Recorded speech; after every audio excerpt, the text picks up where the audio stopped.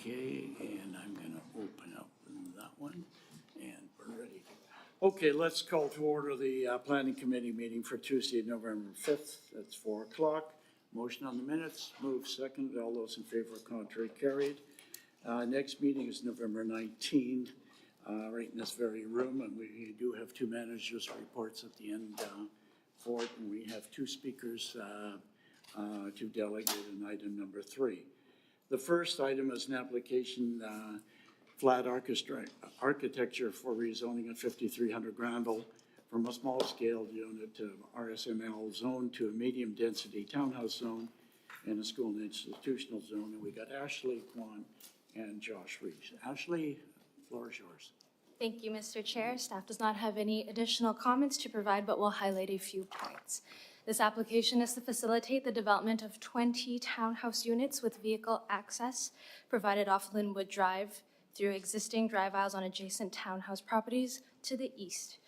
As part of this rezoning, Linwood Drive will also be extended, connecting the east and west segments of the road together. The new road bisecting the subject site will create 2 new lots, one to the north and the other to the south. This application also includes the transfer of a 9-meter wide fee simple lot for park purposes as an expansion of the McKay Neighborhood Park to the south, consistent with the OCP.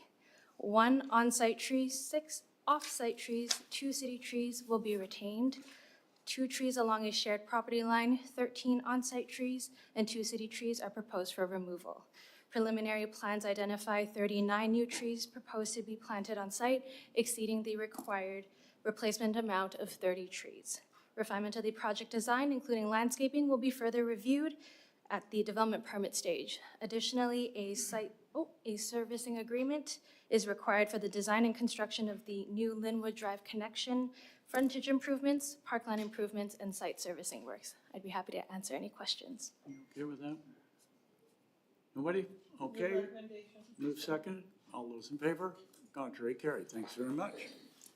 Okay.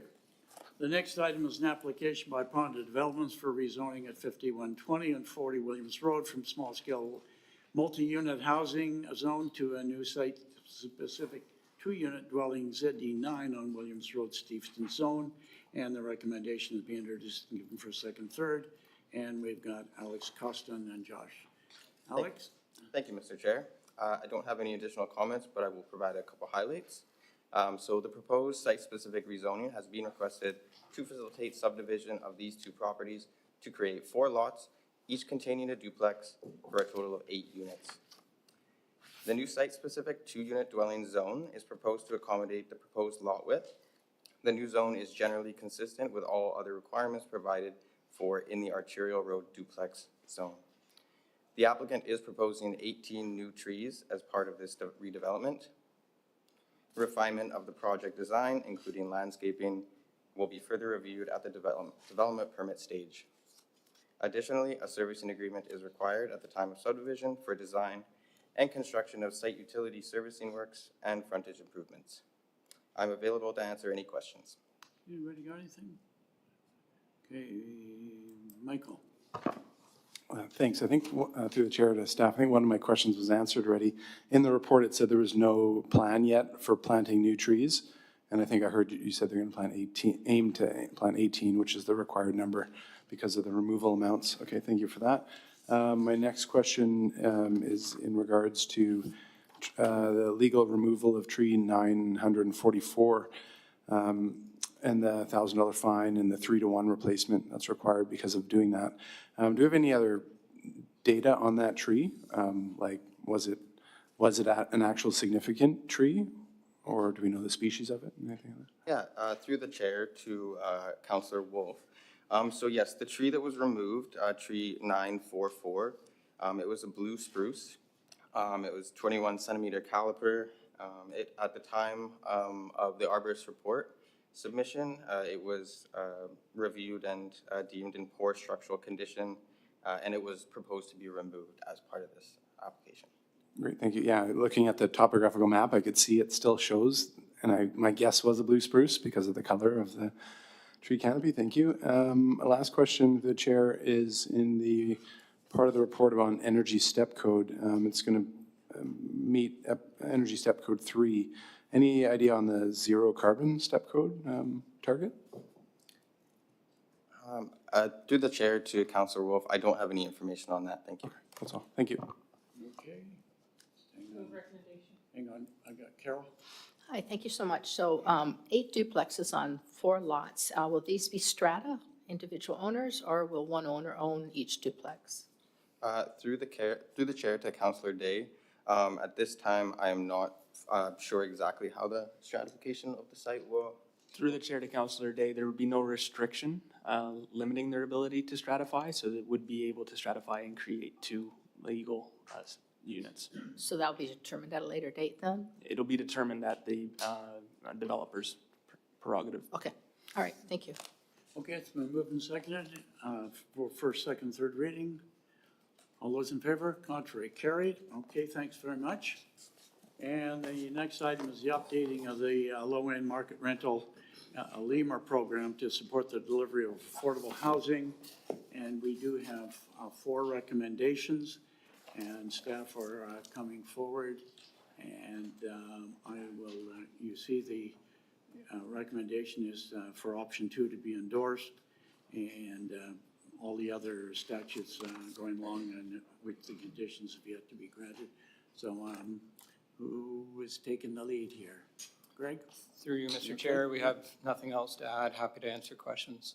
All right, well, I'm sure there are questions. Okay, everybody? Well, let's deal with staff first. Okay, anything of staff? None? Going once, twice? Okay, thank you. Okay, sure, I have a question. Yeah, please, hang on here. This is your chance to ask for staff before we have delegations. Okay. We have 2 delegations. So if we picked the recommended one, which is CMHC minus 10%, does that fix it at the 2024 CMHC, or does it change every single year so that we don't keep revisiting this? It changes every single year, correct? That's correct. Okay, so for the people living there, once they're in, they can only have the rent increased at whatever the permissible rate is by the province. But any new person that comes in gets charged at the new rate. Currently, they're required to have a parking spot. Is this the appropriate time to talk about parking? Because, you know, we've had legislation come down from the provincial government on transit-oriented development where we're not required to include parking for anybody else. So why should we do it here? And if we were to have parking available, maybe they should pay for it, but they should also pay at market less 10%. Like that, I think that would be fair and reasonable. I think we're trying, if they're in a transit-oriented space, right? So if it falls into the same category as anybody else living under the same rules as the provincial government is putting in place, and then we're still giving them a benefit if we give them CMH, whatever, market parking less 10% and let it be paid for. Because I think we're trying to encourage people not to have vehicles. Or if they do have vehicles, maybe they can use shared vehicles. And because they're in a bigger space like that, there is that opportunity. The places that are further away, like pathways, whatever, they're not necessarily in a transit-oriented space. So the opportunities for cars are different. But the requirements, I think they're quite onerous at the end of the day. And, you know, if they're already, if we're already getting letters from people having trouble, they're losing money hand over fist. Well, adding a parking spot isn't helping anybody. So would this be the appropriate time to make that motion and add it to what we're doing with it? Or is it more of an overall? Through the chair, this report deals with rental rates. Maybe my colleagues from policy planning or transportation can speak to timing. I do believe that under the housing bills, it will be addressed. Yeah, through the chair to Councillor Liu, I think what I can add to this is that in the transit-oriented areas in the city center, based on Bill 47, we can't actually require parking minimums. It's all, parking will be basically derived from private market, and we'll derive, you know, how much parking would be in each proposal. So our zoning bylaw does not have a parking minimum. So therefore, that's a separate matter. And as far as parking reductions outside the city center, it's something that we're looking at through the OCP review. Okay, so what I'm saying though is then if they're not required to build it, but they do build it, they don't have to provide, they shouldn't have to provide it for free. They should be able to sell it off accordingly. Through the chair to Councillor Liu, that is definitely possible, yes. Okay. Do we have to make that now as a statement, or is this? Through the chair to Councillor Liu, I think that would be a separate item altogether, as we're just dealing with the lemur rates right now. We certainly could take a referral and consider that as part of the review of the OCP and our zoning bylaw. Of the affordable housing Correct, yeah. portion? Okay, thanks. I'll make the referral after. All right, Andy? Thank you, through the chair. Thank you for the report. I found it very good, actually, and very informative. And I know it outlines everything, but just for the people that may be in the room that haven't read it, or people online later, can you just give a kind of brief overall description for the rationale and the challenges that are faced right now by both builders and providers in terms of the cost of lemur and to do with even household incomes and how rent has fallen behind? I know the report outlines it, but maybe a brief overview would be helpful too. Through Mr. Chair to Councillor Hobbs. Yeah, so to give you the background, so the current lemur rates were set in 2017, and they were based on 2016 Canada Mortgage and Housing Corporation rates. They were based at 10% below 2016 rates. These rates have not changed since, despite fairly substantial increases in construction costs, in maintenance fees, operational costs, insurance costs, financing costs. So these costs collectively have increased a lot higher than what we permit to be the increased rent rates, which are based on consumer price index rate changes. So for example, we've seen construction costs go up by about 10% per year over the past 3 years, whereas CPI adjustments have gone up by about 3 or 4%. So the objective here is to bring rates into closer alignment with current market conditions, aligning the rate changes to what the original program was based on, being that 10% below CMHC, to make not just the construction of lemur units more financially feasible, but the long-term operations as well. Yeah, that's great. Thank you. Anything else? All right, thank you. And I have two delegations here. Excuse staff, okay? Dee Knight, come forward. Your choice of mics are both live. Oh, thank you. And you have 5 minutes. Thank you. Through the chair to council, my name is Diane Knight, and I'm here this afternoon to speak both as the chair of the UDI Liaison Committee, as well as on behalf of Lansdowne Phase 1 project, led by Bozer Properties and Van Prop Investments. As staff have noted in their report and statements, lemur rents were originally set in 2017 at the same CMHC minus 10% recommended today. Since then, as rents were allowed to grow to CPI only, they are now so substantially below the original average that they are misaligned with growing costs, that lemur units have become entirely unfeasible to build or to operate. With the intent of policy to be revisited every few years and a gap due to COVID, I'm here to support staff's recommendation on the lemur policy as a step in the right direction to build critical housing. Since the COVID pandemic, the building sector has been experiencing unprecedented pressures, including rising construction costs, nearly 30% in the last 3 years, escalated interest rates, more limiting policy and code changes, substantial increases in city and municipal fees, in some cases over 200% for current projects, and not to mention the operating costs, which are now outpacing rents, all hindering the ability to provide new housing and as a result, any form of affordable housing in the community. More specifically, housing starts have dropped dramatically, 20% in the first half of 2024 alone, according to CMHC. That's equivalent this year to 10,000 proposed housing units in Metro Van not proceeding due to viability. We are, however, encouraged today at this moment when Council has the ability to make a policy change that once again realigns with the goals of Richmond's affordable housing strategy. We're also encouraged especially by the fact that the recommended update is based on third-party financial feasibility analysis. It's in line with other municipalities in the Lower Mainland. and Metrovan's own recommended rent max and growth mechanism published earlier this year. Anything below this, frankly, compromises project viability and significantly jeopardizes our ability to move forward.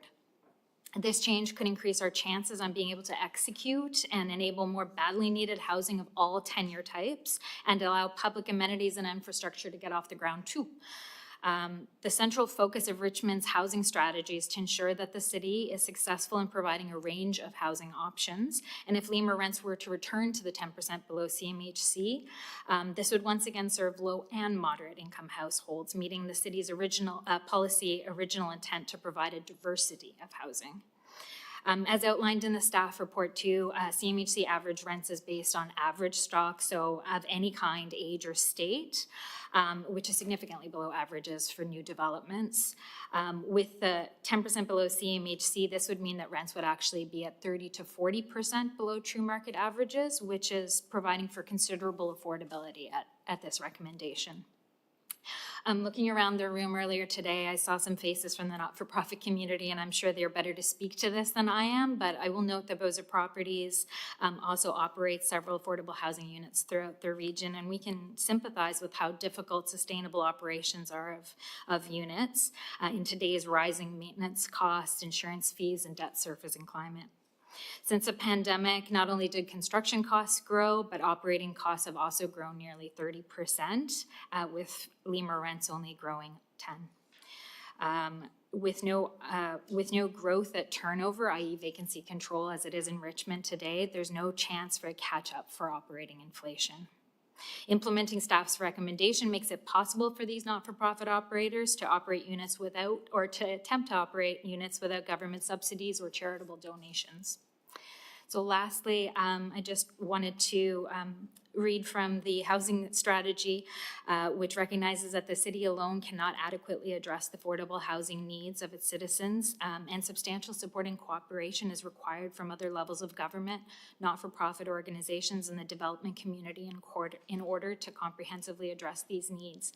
And I think in passing staff's recommendation today, we would take a critical step here to move towards viability, get shovels in the ground, and restart the delivery of diversity of new homes for the people of Richmond. Thank you. Questions? Okay, thanks very much. Okay, next, last delegation is Cynthia Chow. Cynthia, come on forward. Thank you, Mr. Chair and Council. And you're representing? My name is Cynthia Chow. I'm representing Success. Thank you. So Success is one of the largest social service agencies in Canada with 40 service locations across Metro, Vancouver, Northern BC, and Ontario, as well as overseas in Asia. Success has 3 main lines of business: settlement, seniors, and affordable housing. Our housing portfolio comprises over 1,000 affordable housing units operating in Vancouver, Burnaby, and including Richmond. Being an affordable housing operator, it is important that the housing developments in our housing portfolio are financially sustainable, as NPOs do not have excess cash on hand to address net operating deficits. In order for an NPO to deliver and maintain Lemur units, the Lemur program framework needs to be revisited and adjusted to ensure the delivery and operation of Lemur units are financially sustainable. So updating the Lemur rent rates and allow for annual increases to address inflationary and market conditions, and also consider funds to address capital replacement reserve needs to address aging buildings. So currently, the Lemur rents are financially unsustainable. The maximum rent rates and income thresholds established in the Lemur program, as mentioned by Greg, have not been adjusted since 2017. This issue is further pronounced by units tied to housing agreements that do not allow annual adjustments. So operators are facing the noted revenue limitations coupled with following cost increases. Example, ground and building maintenance costs over the past 5 years has increased by 65%. The increase in contract service fees, example, janitorial, and more maintenance costs as building ages and inflation. Insurance and strata costs has increased by 52%. Increases due to effects of inflation on strata's operating costs, and salaries and benefits has increased by 20%. Salary and benefits post-pandemic are much higher due to staff attraction and retention, and also due to market conditions. And for mortgages, the interest rates, the debt servicings are subject to interest rate risk. And in addition, it is important for NPO service providers to have adequately funded replacement reserves to avoid significant financial burdens when a major component fails. So in conclusion, the Lemur rents need to be revisited and realigned to CMHC average market rents to improve the financial viability of the developments that include Lemur units, as well as the long-term sustainability of maintaining such units. And it's very important for NPO service providers to also have adequately funded replacement reserve to address aging infrastructure. Thank you very much. Questions, Jack? Hang on here. Yeah, I just want to ask a question. So you receive fundings from the government, different levels of government. So if you run into a deficit because of the rent for limits too small, do you get some kind of compensation from different levels of government? So it depends on which housing development you are referring to. So if we have an operating agreement, example with BC Housing, then if we have a deficit, then they would do a financial review. And based on that, they will provide additional subsidies, or else when there's a surplus, they'll take it away. Thank you. Another question, hang on. Carol? Thank you very much. Given that you've got over 1,000 units in Metro Vancouver, how do you ensure that people's income is what they say it is? We do income testing and salary testings when they sign up for eligibility. So based on the type of units they are, for example, RGI, income assistant, LEMs, it depends, but they do a financial review at the beginning and then annual review subsequent. Okay, and then do you, like if someone isn't on, disability pension or whatever, do you require a minimum of 3 years income tax statements? I believe so. Yeah, okay, thank you. Okay, thanks very much. Okay, we'll go back to the committee now. Are there any staff members or anything on staff? Michael, you have a question? Okay, hang on here. Okay, we're in committee. Okay. Thank you. Staff going Yeah, forward. through the chair to staff, just a couple of questions. First off, has there been any noted opposition to this option that's recommended? Through you, Mr. Chair, to Councillor Wolf, no. A second, thank you, follow-up. When it comes to the attachment 1, which shows the different affordable rental on our page 96, that shows our numbers for affordable housing. The built occupied column shows Lemur at 546, and then the approved under development for Lemur shows 895. Is there any possibility that the rates could be different for older buildings that have been occupied? It's not just the units that have wear and tear, but other issues with those buildings. And then the new ones, maybe those have a higher rate because everything's brand new. Is there any thoughts to having a difference in the rental rate? Through you, Mr. Chair, to Councillor Wolf. So of the 546, the majority of those are based on BC Housing's household income limits. So those agreements fluctuate annually based on the benchmark. So those ones, the rent rates, the income thresholds are adjusting annually, the majority of those built units. Of the ones that are secured but not yet built, there are some that are nearing completion, so some that are under construction that are tied to our current Lemur rates, and those would potentially be, anywhere where we have an executed housing agreement. So there's 668 Lemur units tied to executed housing agreements that are tied to the current Lemur rates. I suspect that council will receive applications to amend those housing agreement bylaws. So Councillor Wolf, that might be the opportunity where you look at, do we want to phase in alternative rates? So anything that hasn't got a housing agreement executed at this point, perhaps the new rates are incorporated there. Anything that has a housing agreement with the current Lemur rates, perhaps there's some consideration for the financial variables that went into those and looking at potential amendments to the housing agreement bylaws there. Okay, thanks. Just to the chair, one more question. I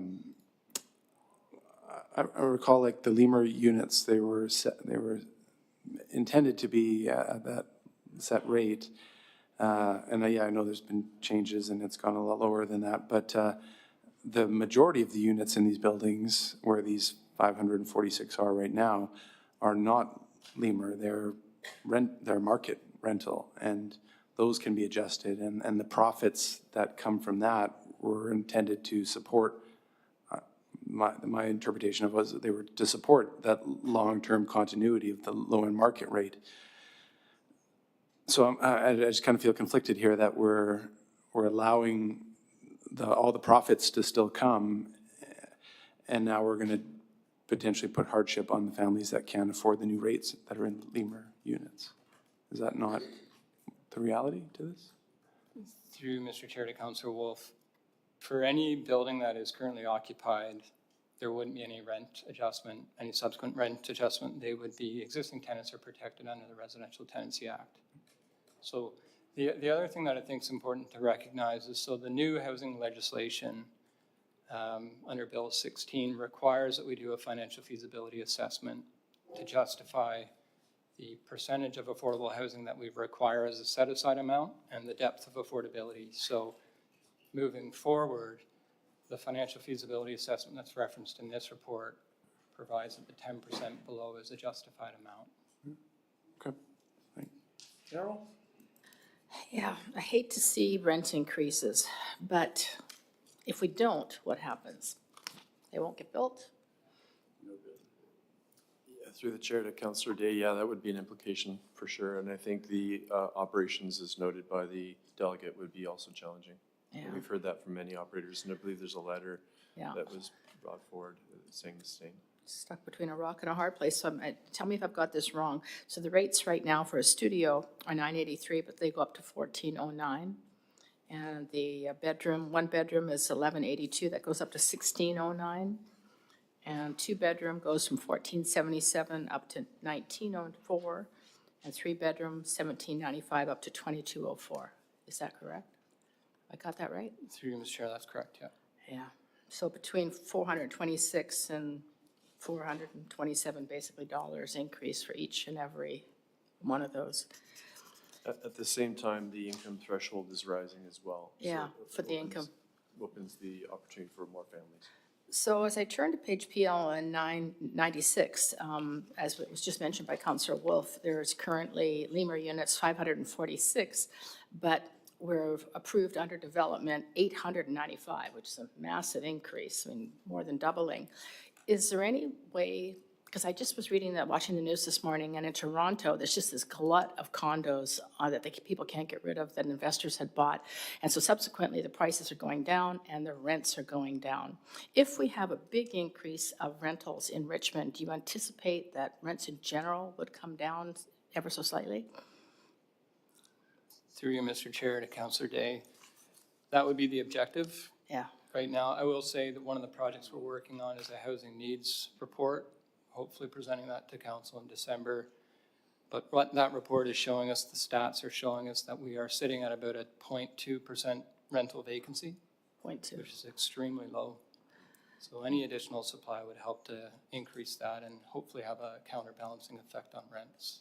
Do we have any data on, there's so many new condos that are being built, I mean, they're springing up all over, especially downtown Richmond. Do we have any data on how many of those are owned by investors? Through you, Mr. Chair, no, I No. don't have that info. Well, I guess it'll be interesting to see if we follow suit with what's happening in Toronto, because, I mean, people are just flogging these places. Oh, there we go, Mr. Irving. Thank you, through you, Mr. Chair, to Councilor Day. Just to add on to that, we are having a lot of discussion in the Housing Office, and one of the things we recognize is very broadly, we do need more hard data on exactly what type of units are out there and how they're being owned and how they're being used and occupied. We have good data, I think, to reflect certain things like work on the OCP, or when we analyze our utility rates, do we understand, okay, what's a condo versus a single family home? But when it really comes to affordable housing, I think we need much more detailed, in-depth data on exactly how units are being occupied, used, owned and exercised in the marketplace. And so that's something we're trying to bring forward for additional resources in this year's budget. We were just looking at the operating budget that you'll see coming forward in December. But it certainly is a topic of conversation that we're, in a lot of places, getting the real detail of how maybe some of our programs and proposals will go forward and how effective they're going to be. We really need to understand a lot more detail about how the market's really working. So we're getting focused on that and hopefully get some more resources behind that and get some more information. Well, and I think livability is so important. Like I look on page 91, the studio and the Atlas RealNet data is 377. We're 400 square feet, so that's better. But in all the other categories, we're smaller. So assuming that one day all these investment units will end up rental units, is that big enough? Should we shoot for a little bit more and closer to the Atlas or ATNES RealNet data numbers? Through Mr. Chair to Councillor Day. Could you repeat the question? Yeah, I know, I'm jumping all over the place. I'm just wondering, we're building these rental units, whether they're lemurs or investment units that will eventually end up on the rental market, but we're smaller. And if you look at the chart on page 91, we're much smaller than for instance, like a 3-bedroom, Atlas Real Data says it should be 1,054, whereas we're only at 980. So just out of curiosity, is there any movement to try to get family-sized units? Through you, Mr. Chair, we can certainly look at different unit sizes. The results of the analysis was that the market is providing larger unit sizes. That being said, I think this came up at council a little while ago as well. Yeah. The market rental units that were being provided at Azure and within Lansdowne are actually smaller in some cases than our minimum lemur unit sizes. So there seems to be a demand within the market for smaller unit sizes. I guess so. It'll come out in the wash in the end. Okay, thank you so much. Okay, Alexa, there we go. Thank you, through the chair. Now, we charge taxes, property taxes on apartments, and we don't differentiate between whether they're rental, strata owned, or whether they're low lemur units, correct? Yes. So the property taxes still apply the same. Property value. So We'd have to, So the input costs for the people operating are the same from what they're experiencing from our side of the fence? I believe you're correct, but we'd have to confirm that Okay. with finance. Because there actually is no mechanism for us to charge a different tax rate for that. We can, if we choose, not charge DCCs in some cases, but their operating costs, we're affecting their operating costs as much as every other input out there. So I think it is reasonable that we, look at this and really help them continue to be able to operate, because we're not giving them a break. So it's hard. We're not making it any easier for them to operate either. All right, thank you very much. I'm just going to make a comment myself. The success of our LEMUR program depends upon making some adjustments as we move forward. So what we have in front of us is our bread and butter for the future as well. So do I have a motion to move? Seconded? Okay. Seeing if we have any other discussion, great questions today. It'll go to council. All those in favor? Contrary? Carried. Thank you very much to staff, by the way. I'm coming to you. Thank you very much to staff. It's a difficult one to have to brought forward at this time, but a good job done by all. So keep up the good work and keep us informed. Okay? And I have a referral coming from Councillor Liu, and then we have two managers' reports. All right, just let me click you in. There you go.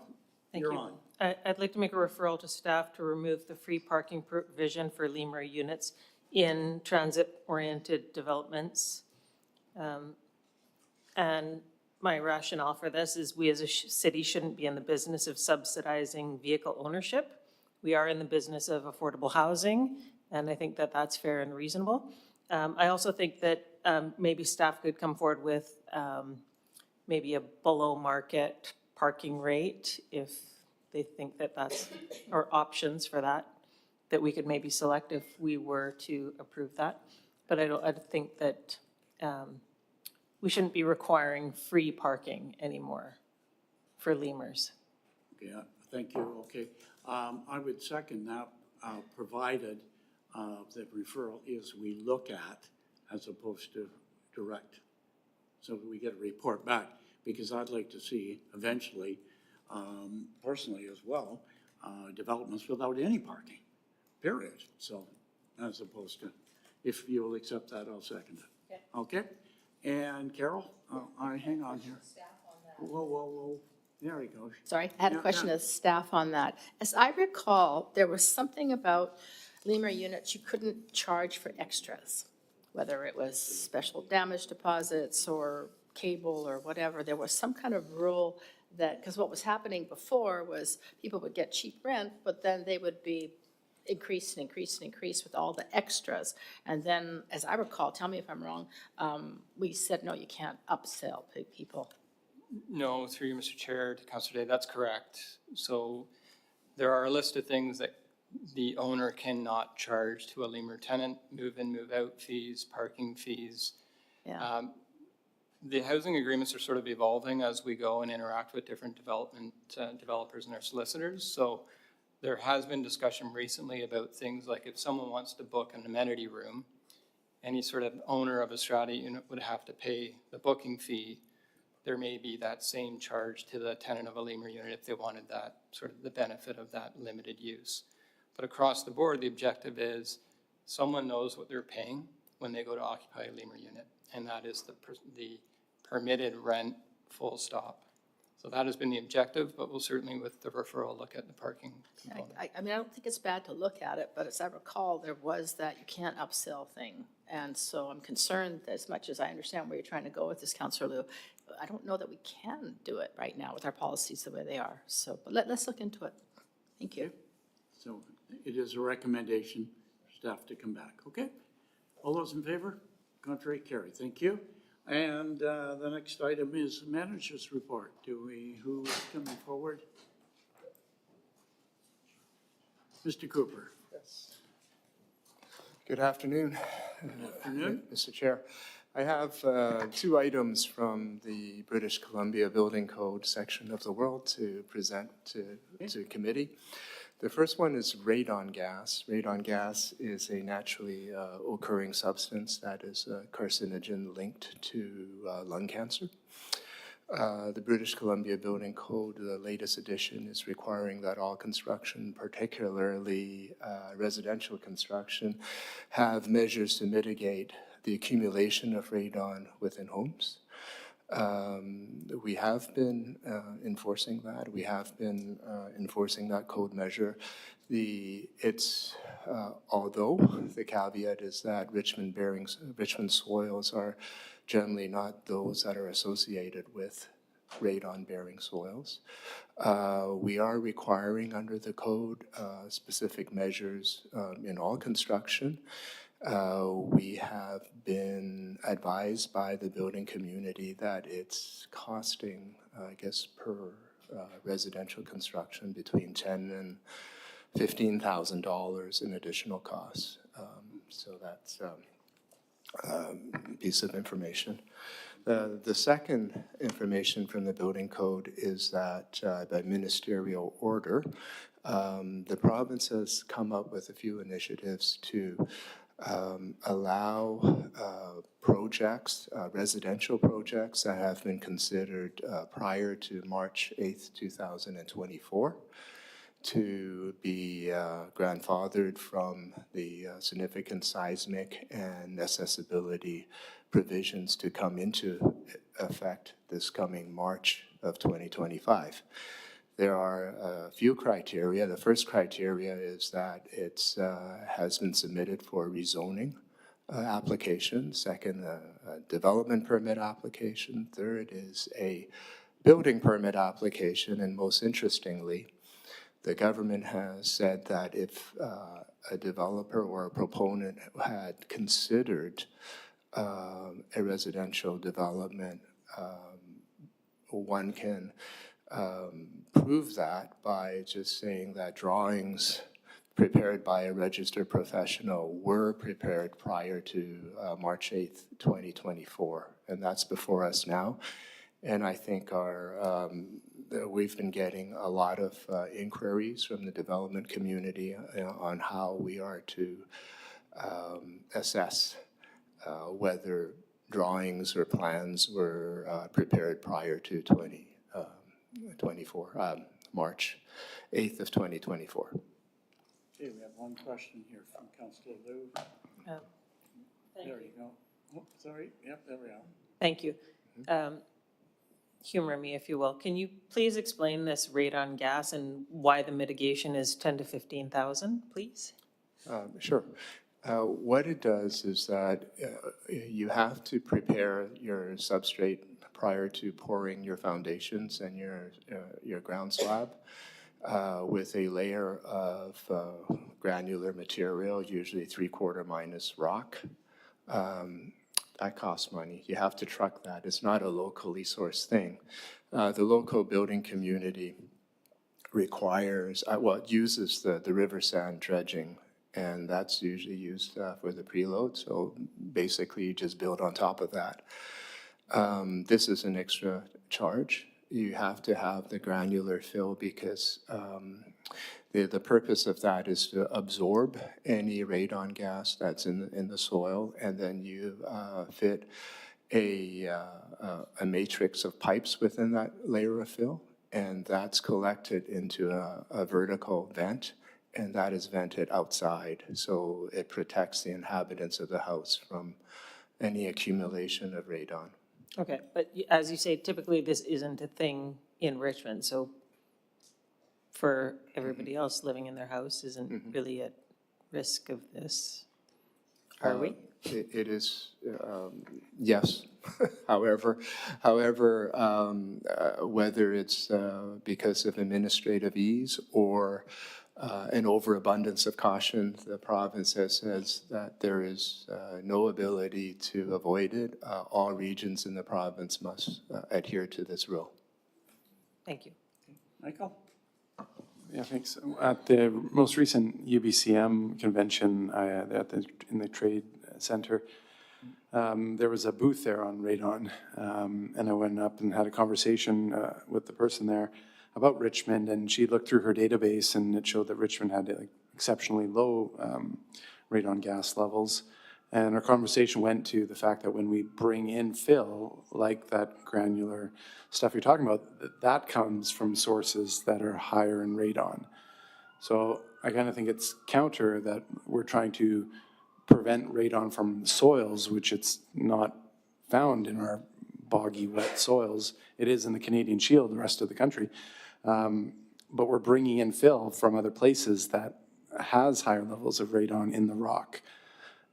And is that not then the potential problem material above what's not the problem material? Like, is that? Through Mr. Chair to Councillor Wolf, that's a very insightful perspective. Okay. Carol, hang on. Well, then that begs the question that if it doesn't make sense, shouldn't we try to fight to have an exemption for Richmond? And what would that look like? Through Mr. Chair to Councillor Day, we have tried. The news from the province is that you, the city, or any interested group, if you were to do a full geologic study and prove to the province that there is the absence of radon-bearing soils, then they may consider it. There is also another method not well known in the building community, and that's merely to say that the mechanical ventilation rate within a home is sufficient to disperse any accumulation of radon gas. And so if a builder were to commission a mechanical engineer and to prove that the design is sufficient, we would certainly consider that. I think it's something we need to look at. I mean, maybe it just takes, council involvement to work with the province to say, is it the province or the feds? It's a provincial regulation. Yeah. Okay, so, this is crazy. Why are we making developers builders do something that is completely redundant? It's illogical. So what would it take for the city maybe to work with the builders associations or the various organizations in Richmond to show documentation that, no, we're good here. There is no radon gas in the ground. No. Would anybody be interested in pursuing that? A letter to the, Given what Michael has said, we're just chasing it around and around. So, from my perspective anyhow. Oh, okay, are you done? Because I'm, okay, well, all I right. think. Alexa, did you, I got you. Okay, anybody else? Okay, anything else? Move adjournment? We are adjourned. Thank you very much. Good. Good stuff.